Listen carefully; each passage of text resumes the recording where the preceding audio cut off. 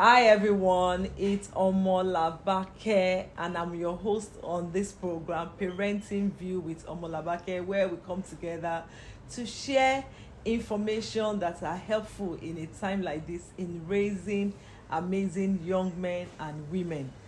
I have with me an amazing woman, a mentor, a role model. She has always been a part of my journey when I was raising my son. I didn't have a mother, but I was blessed to have her as a fantastic support system. And today, she's a mother, a grandmother, a wife, the latest grandmother in town. And she's here to share with us tips on how she was able to raise fine young men that are doing well by the grace of God in their chosen field. Please welcome with me Mrs. Ngozi Nwosu. She is a graduate. She studied English literature in UNN. She has master's degree in international law and diplomacy, and currently she's doing a PGD in education. Please welcome Mrs. Ngozi Nwosu. Welcome. She's fondly called Auntie, so you will pardon me on this program. I'll be calling her Auntie a lot. Auntie, you are welcome to our program. Thank you, thank you. Thank you. We are glad to have you here. Auntie, can you please tell us a little about yourself? You already introduced, I studied, you already told them about my studies. Yes, So just to tell them that I got married and I had three men, three sons. They all grew in their 30s, and one is married with a child, and that's about it. I started off working with INEC. Then when INEC moved to Abuja as the headquarters, I had to resign to come back to take care of my children, to come back to Lagos to take care of my children, because I didn't want to do the movement from Abuja to Lagos. I knew it would be difficult to take care of my family while I'm in Abuja doing my work with INEC. So I worked with INEC for a while. Then when INEC moved to Abuja, I came back to Lagos. wow. I resigned and came back to Lagos. Wow, Auntie, you resigned. And you know, I'm looking at all of your academic qualification, and we are looking at the present day mom. How many people are willing to make this sacrifice? How easy was it for you, a graduate, even up to postgraduate level, and you decide to resign? Okay. It wasn't an easy decision at all, but I had to do it because I knew that I wanted to raise the children who would be good children, so that in future, by the grace of God, I will have peace of mind, because that is what I desire most, to have peace of mind, not being called all over the place. Your son is that, your son is doing that, your son has done that, and I wanted to achieve that, and by the grace of God, I think I did fairly okay. Auntie, from what we have seen and what we know, what you did is more than fairly okay. Auntie, are you willing? We'll be glad if you can tell us some of the tips, even from the parenting journey, from the very beginning, raising your children at a very tender age. What were the principles? What were your challenges? What were your wins that you feel that is lacking in present day parenting? There's this idea that we need to use more of words, and the idea of people talking about sparing the rod and spoiling the child it has been seen as though as a mean way of parenting.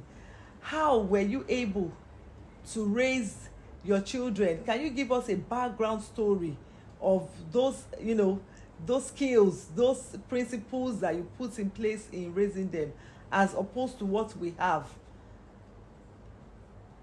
as at today? Okay, thank you very much for that. Thanks for that question. Children are by nature, a bit difficult. Therefore, as a mom, God has placed you there to take care of them, and I don't want to use the word panel beat, but help them to help them to live right. That's just it. And you start early. You don't wait till the child is maybe 5, 6 before you start showing them the direction. As early as 1, you can start directing a child, discipline if necessary. I recall that most of my mates had to raise their TV off the table, hang it on the wall, because babies are coming and they are going to destroy the TV. I never did any of that. Wow. I just told my kids, don't touch, don't. And if they did, I tapped their hands, and as tap the first time, if they go there again, you tap the second time.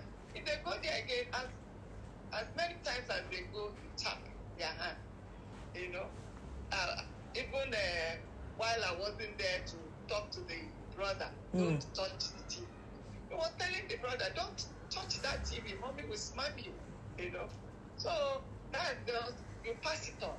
Then I also recall a situation. My third son loved jean trousers so much that he only wanted to wear jean trousers at the age of 3, And then I kept telling him, you can't be putting on jean trousers all the time. You have to wear some other ones. Put on some other type of trousers. They didn't want to hear. So one day, we needed to go out. I asked him, I told them to give him the trousers to wear. He said it must be jean trousers. I kept weeping. I said, okay. Then we will leave you and go to then it was Mr. Biggs, We'll leave you and go to Mr. Biggs if you don't want to wear your trousers. Because I wanted to use that day to teach him that he has other trousers, not just jean. He refused. He said it must be jean trousers. So I told the elder to let's go, because he's the last. Let's go. And then we took off.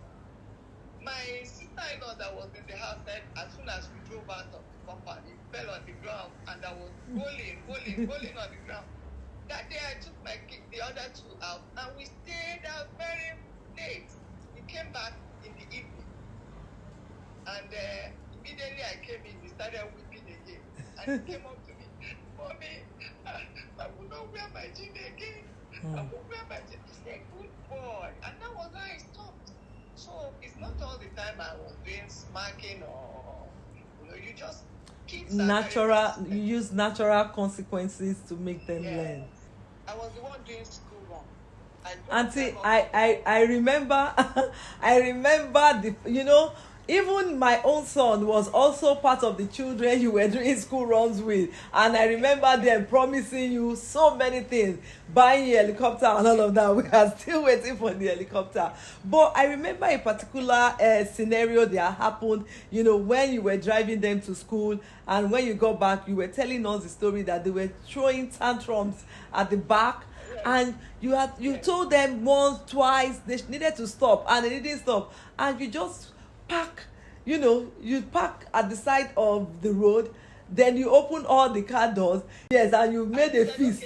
Okay. Want to disgrace, let us disgrace ourselves, and then kids, they didn't want the embarrassment. It was so embarrassing. No, let's go. I said no. People want us to show them that we don't behave well, that you're very unruly children. Okay, let's show them. Let's show everybody. People are on the road. Let them see us. So, they were so. In fact, they didn't even bring up their heads. I had to go back in the car and say, now everybody should keep quiet. That day was that, hey, it was tight. It was too tight. And I said, I don't want to hear that anymore.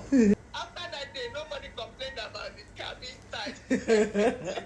Because they couldn't even just imagine what would have happened then, you know. But I see another thing that I also want to ask is, you know, now what are those ideas or some scenarios that you can give us that, you know, when you look at the way parents are raising their children now, you feel if only they could fill in this, you know, this, some of your skills, some of the principles, some of the ideas that you had in raising your children, you believe that it will serve as a correctional, as opposed to what we have now, that I know some parents willingly on their own take their children to correctional center, take them to police station. Why would they have left it too long? By the time you start doing that, that child is grown, that child is too mature. It's so difficult to want a child goes haywire. It's difficult to bring that child back. It's just the grace of God that we do it for. You know, so when I see, especially when I go into church and I see children of 3 years throwing tantrum, I'm like, what's this mother doing? This child is obviously disturbing the church and the service, and you're treating him or her with kids' glove. Let the child out and warn that child. I don't want that noise anymore. And that's exactly what I did with my second son. He was throwing tantrums in church, and I kept telling him, no, you can't do that, you can't do that. One day, I just took him out of the church and smacked him very well, and brought him back to church, and he never did it again. That was the end of throwing tantrums in church, you know. So, like on Sunday, I want a girl of 3 years, like 3 years. And the mom, she will disturb, and the mom will carry her on her shoulder and on her butt. I'm like, what's this? This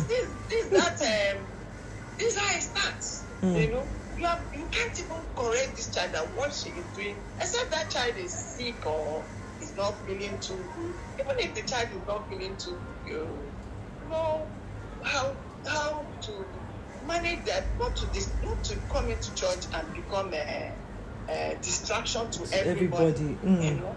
So anyway, the rule is start early when they are young. That's what I keep telling parents. Start 1 year, 2 years, start. Using age appropriate measures. Yes, to deter them from doing the wrong things, to discipline too, if necessary. If necessary, you discipline at that age. Tell them to, if you don't want to, tell them to face the wall. Then if they refuse to face the wall, then you know what to do. You know, thank God that we are not like Oyibos who will tell, don't even smack. But auntie, that is we have that is the new order, that parents shouldn't smack, because even currently in Lagos State, there is a law in Lagos State that's saying that students should not be beaten by teachers. Yes, maybe there is an angle to it. We have seen cases where teachers, out of anger because they were so furious about what the child have done, and they have, you know, inflicted injuries on even some, to the point of some of the children losing their sight or some form of deformity. But if we have such a rule in Lagos State, now how do we balance it? Because people even now take it to their home. There's no discipline in school, and even in the house we are using soft parenting. You have to only use your verbal words. How do we marry this? How do we balance it? Okay. Anyway, they can do that in school, but they can't come to my house to tell me how to handle my child. As long as I don't inflict injuries on my child, I am doing what I am doing because I want my child to be a gentleman, to be somebody, to grow up a normal child. I mean, to grow up to be a disciplined child in future. I want my child to study, work hard, become something in future. Therefore, I have to put in effort, in bringing up the child. I agree. If they don't want, I recall telling a teacher to give him cane to flog my own child because in their school they are not supposed to. But I told him I wanted to give him cane because that my son is troublesome. So when I told him, he said, "No, don't worry. I'm going to handle him okay. He's good." I said, "Okay, I want you to handle him." It wasn't even up to 1 week or 2 weeks after he came back. "Madam, please give me that cane." I say you're saying. Because he handled the second one. The second one is gentle. When you scold him, he cries, and it takes correction, he will change. But when you're talking to a child and the child is not changing, he's still doing the same thing over and over, he's trying to wear you out. So you'll be tired and then let go and leave him to do whatever he likes. No, that's not it. You have to, bring the person to order. No, children test limits. Children test limits. They do. That's it. That's just it. You have hit the nail on the head. They tend to see how far they can drag you, to tire you out, and you say, "Oh, this boy, I'm tired. This young man, please just leave him," and then you leave me. What would you expect? And then these children, you see them correctional homes, to the police.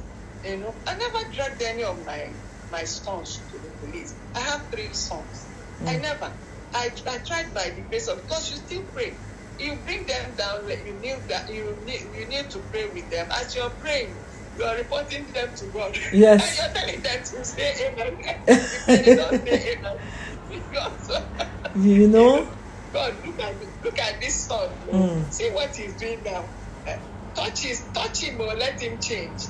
And so there are different ways. It's not just one set way, smacking. You must go about it. You do this, you pray about it. You smack if need be, you smack. I don't hesitate to smack if need be. And when I smack you, I tell you why I smacked you. Absolutely. I warned you severally. You failed to take the correction. And parents, let me be honest with you. Parents are not helping matter. There's one thing I discovered in children. When children want you break law, they don't hesitate to break laws. So I said, there's no how. I'm going to give them phone. So my children called me for a meeting. Mommy, everybody is walking around with a phone. Why can't we walk around with a phone? I sat them down. I said, okay, tell me. Give me only one reason why you need a phone. So they looked at each other. They looked at themselves and I'm like, in case we get lost. I said, lost? Where? Where will you get? I carry you all around. I take you for parties. I wait for you to finish. I take you home. I take you to school. So where will you get lost? They just were looking at me. I said, so you see, you don't need the phone. And the school has said, no phones. Simple. So wait. And then as soon as they finish secondary school, we buy them phone. That's what we do. I never gave any of my kids phone. If there's any, then they weren't doing all these things they are doing now, working there, doing assignment with phone. If you need to do assignment with phone, you come and take your mommy's phone or your daddy's phone and do the assignment and return the phone, because the school has said no phone, And then we mothers, we also gone around trying to register our children in schools where a lot of parents have, I don't know, parents have, I don't know whether it was happening, maybe it was also happening in my own time, but my sons never wanted us to intervene, like going to ask for admission. My son in particular, to pay money for them to admit him into schools. My son never wanted that. He said, how would I, or why would you do a thing like that? If you do that, that shows I don't have, if there's a word in you, that shows no chance. You have not given me any chance at all. That means I'm not even that you are even you're already setting them up for failure, which are some of the examples. Yes. Speaking about the phone and even the role parents play, even up to the point of writing exams for their children. I remember one of the coaches in a platform that I'm also a part of was discussing, and she was saying that she had that conversation yesterday, and she was saying, why do parents even have to give their children phone, especially when they send them on an errand? Some parents give an excuse that if we send the child on an errand to go and get something, the child needs the phone to call us in case the child forgets. And my comments to that statement was that we, even without the child even forgetting, we the parents are already setting the child up for forgetting or for failure. Because I remember, if then they send us on errand and you forget, you will go back the number of times that you forget.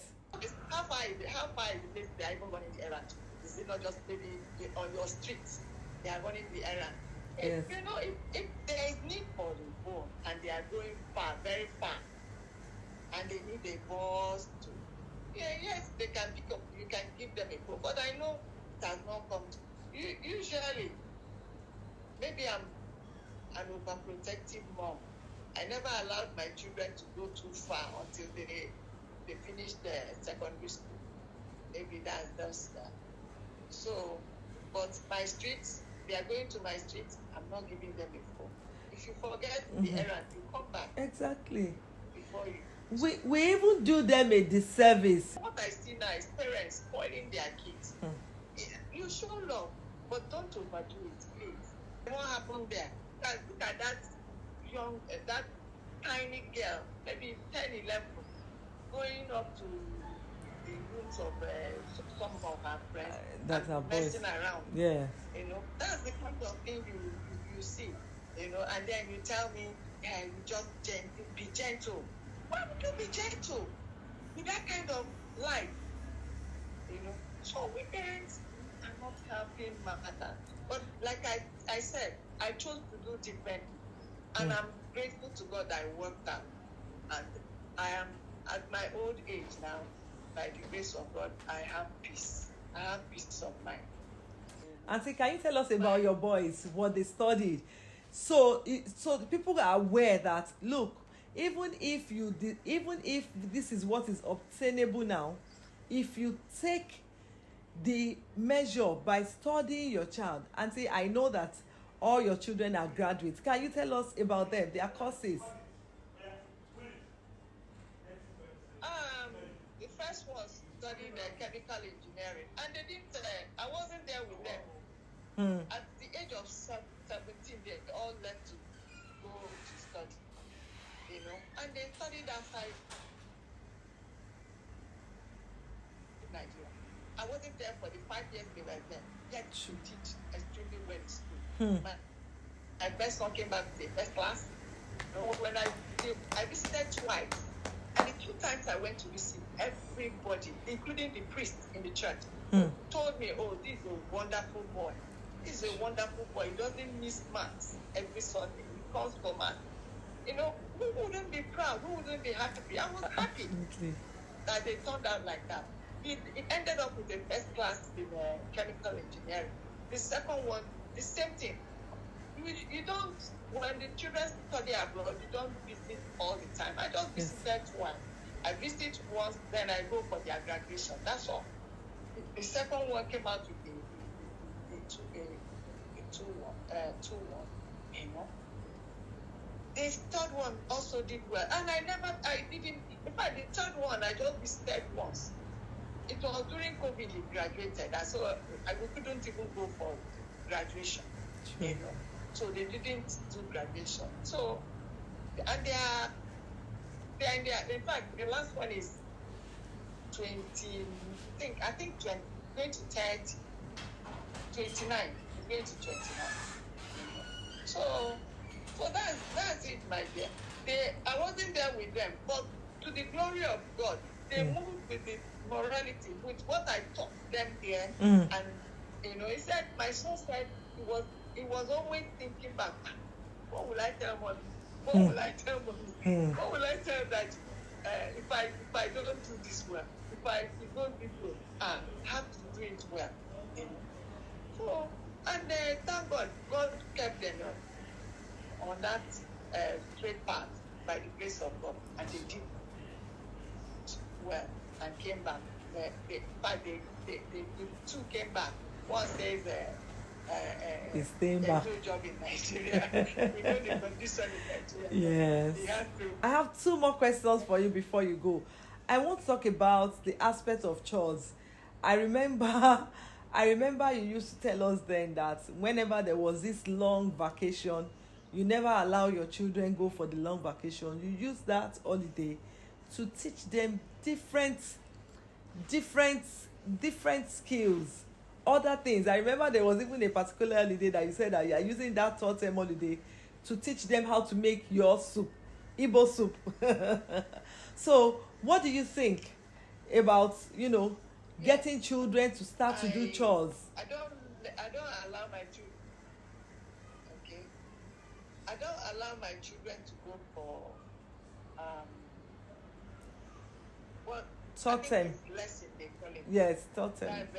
Summer holiday, summer lesson. Summer school. Yes, no, ma'am. I don't. I always feel like what they were taught was okay, and that they are okay. But what I do is, I give them a regimented. I make their days regimented. You get up in the morning, you have a bath, you eat, you go to the table.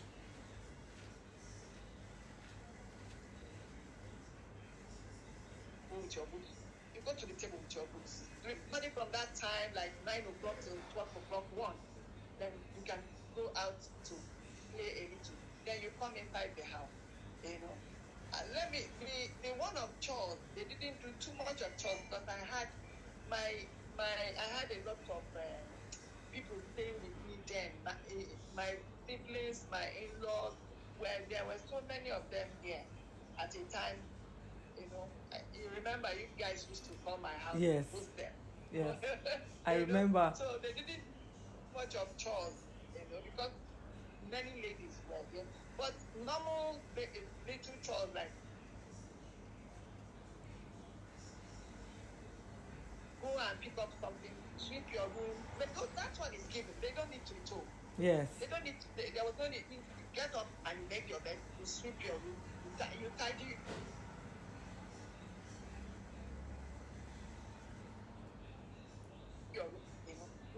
Arrange your so that's studying that every day. They arrange their books up in their room before I tell them have break lunch. Then sometimes they're even requested to have siesta. It's compulsory to have siesta. And after siesta you can go out to play. So they always look forward to that playing. Going outside to play was the cheering. Yes. But they know that they have to do the needful before they can get that. Yeah, so they get to do everything they ask them to do because they need to go out to play in the like around 4 or 5. They want to go out to play, so they do what you have asked them to do. They do it so that they can get to go out to play. You have to have a kind of reward for a child when you do the right thing. You understand? It helps. Auntie, But not all the time. so what can you say to parents, young people parenting today? how can they create a balance? Yes. Advice. What advice would you be willing to give young parents? Advice that, like I said at the beginning, is you start early. Don't tell me the child is too young to understand. They understand. Children are very tricky. Even at that 1 year, 2 years, watch them. They already understand to play tricks. So you have to start teaching them to be disciplined. Start giving them rules and regulations that they should follow, and make sure they follow. Don't say they are too young, they won't understand. They do. They do understand. Like most children, once they start crawling, parents are lifting their TVs up the table onto the wall. And there's no need to do that. Start correcting them. So start early. That is me. Start early. Don't wait till that child is 5 or 6. It may be too late. So then that's another thing I never did was I never sent my children to public school. Especially for secondary school, so that they are here with me, and then I taught them. Their father was always there to teach them their subjects. But auntie, what about those parents that they don't have an option than to send these children to the boarding house? How do they now balance it up when they come back home? Okay, that's when they go to boarding school. Yes, ma. Is that what you're saying? Yes, ma. Okay, children go to boarding school. Fine. Then you have to make yourself available on visiting days. Find out. Usually they have like teachers taking care of them. Yes, ma'am. Find out from that teacher, how is my child behaving? It's compulsory. It's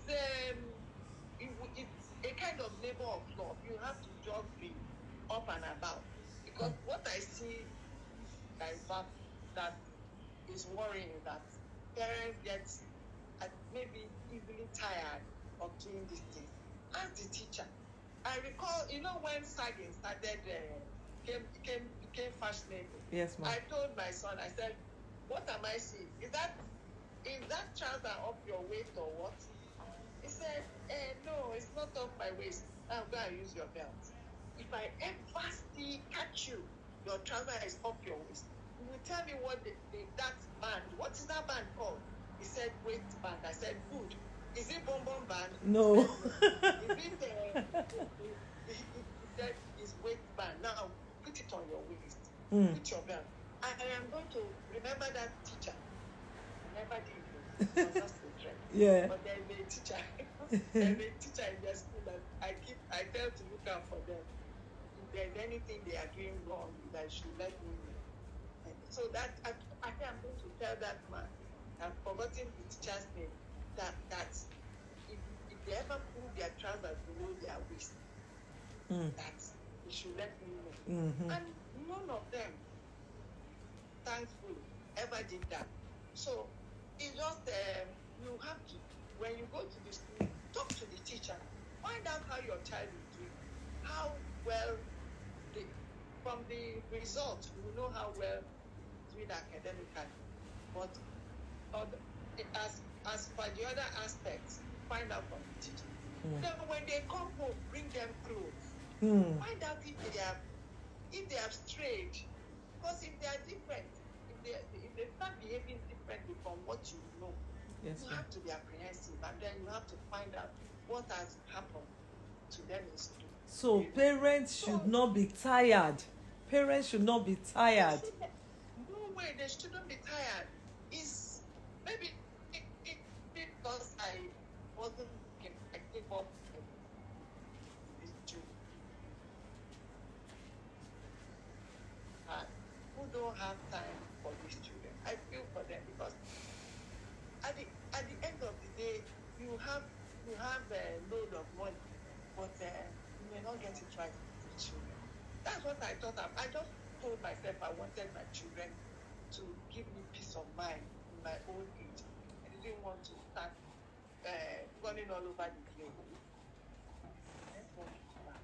Hello. Auntie, I'm here. They took our lights.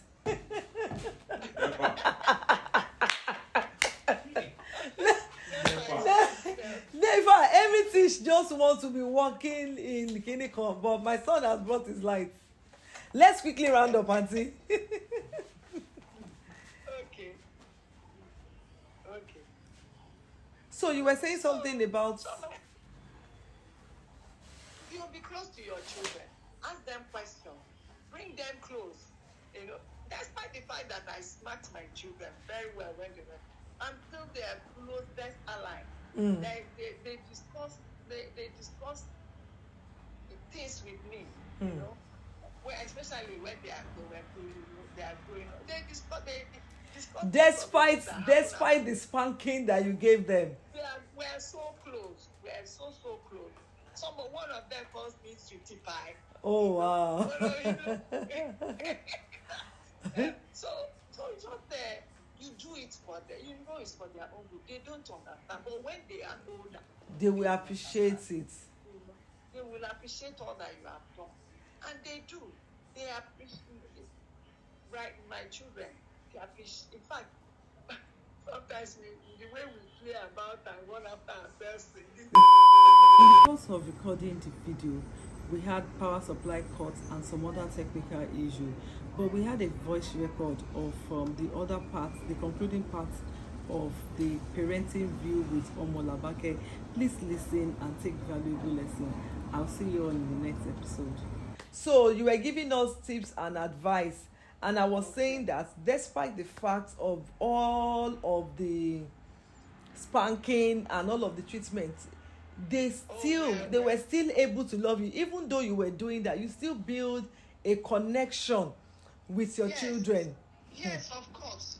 You spank them. They say in Igbo land, they say smack with the left hand. It's not video. Draw them close with the right hand and explain to them why you have smacked. Why you have smacked them. You know, I'm not a masquerade. It's only a masquerade that just flogs for the sake of flogging. You know, I'm doing this because I don't want you to continue in this way. Please just change it. And then that child learns to, you know. So I am not saying you smack and then you bully children and you distance them from you. No, that's bullying. I don't like bullying. I don't bully them. I correct them. You know. So and then, like I said, you have to start. You see, that is fundamental. You have to start early. I want that to enter into every parent's mind. Starting early. Starting early is fundamental. Is very important. Start at 1. Continue. Don't say, oh, they are too early to learn. You know. And be ask them this when they come back from school. And then another aspect is go to their room when they are in their room, because that is where, especially when they are older, go to their rooms, find out what is happening in the room. I'm here to know what happened in school today. You know, mommy, they taught us about I remember that particular one, reproduction. I said, what is reproduction? You know, mommy, is it not go and look at my notes now. I went to the note and they were already teaching them, you know, sex education and all that and all that. So I now called them. I had to call them to talk to them about it, you know. So you go to their rooms, sit with them, gist with them, laugh, make joke. If there are worrisome things on the internet, show them. Tell them how dangerous it is to do this, do that. I recall my children. I don't know how other parents did it, but I never allowed them to go for excursion. Reason being that, like I said, maybe I was too protective, but that is just me. I recall a child that died in a swimming pool. at Badagry, somewhere from what's the name of that school? I've forgotten the name of that school. Don't let us call the name. Okay, it's going on the internet. Okay, it's true. So there are so many accidents that could happen. So I told my children, please, I can take you for party. I can take you for wait for you, finish and we'll go. But you see excursion, please, I don't think I want you to get out of my sight, where I cannot take care of you, So I didn't allow them to do that. But parents who feel comfortable with that could allow their children to do that. But when they come back, please ask them what they have done, what they have learned from where they went. Let them gist you. No, just be ready to listen to them. Don't say, oh, I'm too tired. Oh, leave me, go to your room. Once you start that and start chasing them out of your room because you're too tired, they'll stop talking to you. They will stop. So let them come to you or you go to them. Monitor, look around their rooms, look around and see what is going on. Their bags, go through their bags and see what they have in their books. Check. Yes, see what they have in their bags. So if they have people's things like biro, if it is pen, like say pen I didn't give you. What is that pen doing? I borrowed. Tell me if you need a pen. I'll buy you a pen. Sure. Sure. I don't like you taking people's things. Don't make sure you don't take and return it when you get there. Hey, mommy, I didn't take it today. I said good. Return. So that don't keep anybody's thing in your possession. So that is teaching them not to pilfer, not to steal. Not to. Teaching them contentment. Yes, that's another one. Teaching them to be okay with what they have. So it's not a day's thing, and it's not a 40 minute kind of thing. It's something that when you occasionally you recall, and then you say you come back and we gist about it. You understand what I'm saying? Yes, Auntie. Yes, ma'am. It's not something you do within 1 week. It's a lifetime journey. It's 30 years. Yes. You compress into 40 minutes. Even though they say that 18 years, age 18 is when they leave the house. But I always say that you are a parent to your children at different stages of their lives. So you never stop parenting. My mom says, as long as I'm still alive. Yes. I'm your mother, you're still my daughter. Absolutely. I will tell you when you're gone wrong, when you're doing the wrong thing. And I tell my children the same thing. I say, your parents, your mother and your father, they are both alive. So you're still a child in our eye. Absolutely. I mean, you're still children in our eye. Yes. So we'll still correct you. Yes, because nobody, they don't know everything. And these children grew up without native intelligence. Us parents, we have native intelligence. We have. They have artificial intelligence. Children of nowadays. So you kind of teach them that native intelligence because sometimes they do things like when you say ajepota. I'm telling you. It's a bit derogatory. But that is the truth. They don't have native intelligence, so you still come to them and say, do it this way, do it that way. True. Hey, Mom, Google says that. I say Google is so Igbo. And this one. You're in Nigeria. Yes, so you're in Nigeria. we will use our own approach. You're Nigerian, okay? Do it the way Africans do it, Nigeria do it, the way we do it in the village. And then you see that it's a better way. But whichever way is better, let us see, So, but it pains me when I see parents taking their children to the police station, taking their children to correctional homes. Why? How did it get that bad?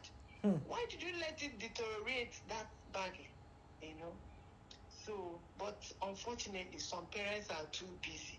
They go to work. I don't blame them too much now because of The economy. situation in the country. The economy is so bad that mother and father will have to be busy in order to be able to take care of these children, you know. So, but during my own time, thank God for my husband who had a good job. I was able to take care of her. But ma, even because we can't still, considering the economy, we can't tell parents not to work. How can there be a balance? Because in the end, whatever it is that they are doing is for these children.